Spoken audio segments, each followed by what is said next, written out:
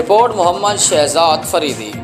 बेहतरीन सहाफ़ती खिदमात की बदौलत यंग जर्नलिस्ट प्रेस क्लब कमीर में 2 तालीम याफ्ता जवानों महर उमर नदीम और खालिद महमूद ने शमूलियत का ऐलान कर दिया, जिस पर यंग जर्नलिस्ट प्रेस क्लब कमीर ने ज़ेर सदारत बानी सदर सैयद हसनैन नकवी, चेयरमैन महर यासीन और अहदेदारान मेम्बरान यंग जर्नलिस्ट प्रेस क्लब कमीर ने पुरवकार तकरीब का इनेकाद किया।